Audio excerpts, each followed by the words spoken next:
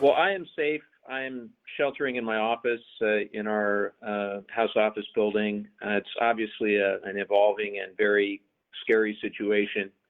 I first want to say how grateful I am for the Capitol police officers that are trying to get the situation under control, and the D.C. Metropolitan Police. And it's just incredibly disappointing. You know, this is just not who we are as Americans. We are better than this. We can disagree all we want to about our politics without resorting to violence. And I just hope that everyone today that has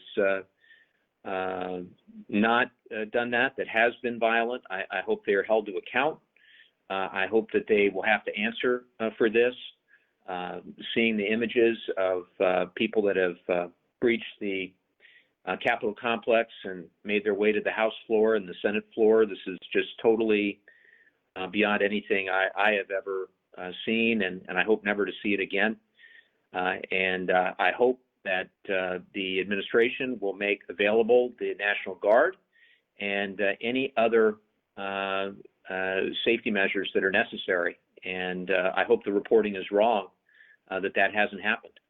And can you kind of describe the evolution of things, what was going Sure. on in the chamber and what happened?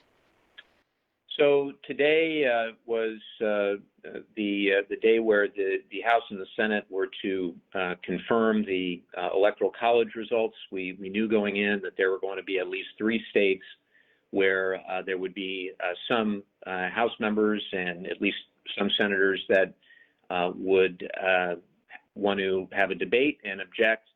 That would necessitate a few votes, one vote for each of those states. So members were, by and large, told to stay in their offices rather than go to the floor of the House and Senate because of the pandemic, because of COVID-19. So we were told that only when those votes would occur, would we be instructed to go to the respective chambers to vote.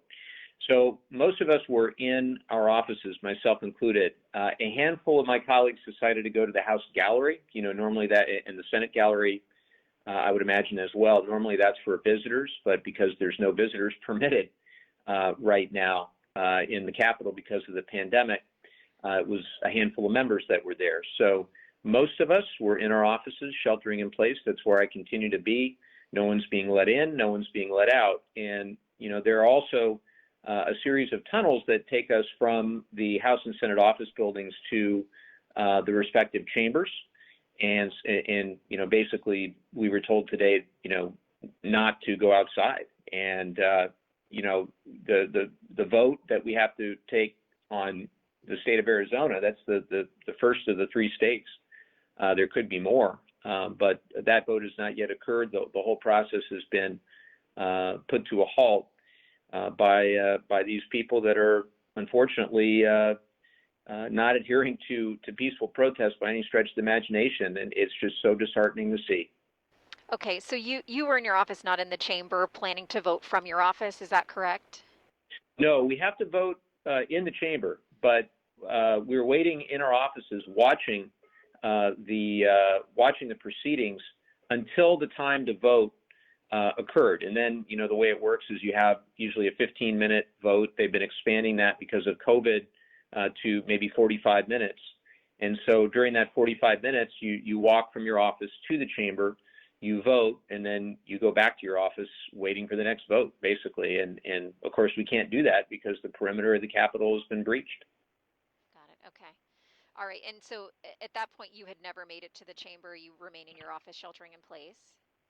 Correct. Okay. We had heard reports that gas masks may have been handed out. Did you get one of those? Only the members that were in the areas that where protesters were and where tear gas was used were given the masks, is my understanding. So people that were in the chamber, either the House or Senate chamber, people that were in the common areas, those members were given gas masks. We do have them if we need them as part of the provisions in each of our offices, but to this point, we haven't needed them. And what is security like for you right now? Are there armed guards outside of the members' offices? What's being done? No, there are armed guards outside of each of the House and Senate office buildings, as well as the Capitol itself.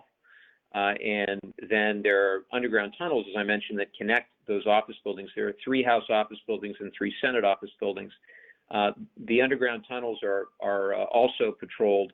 And just to put it in context, normally it is impossible to get into any of the office buildings, or certainly the Capitol, without going through a magnetometer, without making sure that you're checked for for anything that might be problematic. So for people to just breach the perimeter and make their way to the chambers like this is unprecedented, at least not in modern American history. And I hope it's something we never see again. And do you feel like there was enough preparation? Because that was, that took place, it was able to happen. Was there enough security? Are there enough measures being taken? Well, I think there'll be plenty of questions that are asked about all this. One of the concerns that I have is the reporting, and again, we haven't had this confirmed to us, but the reporting out there is that the Department of Defense has turned down requests for the National Guard, from Speaker Pelosi, for the National Guard to be deployed to the Capitol. If that's true, that is of grave concern to me, and I'm sure it'll be of grave concern to many of my colleagues. So I commend the Capitol Police for doing the best that they have been able to do with the resources that they have.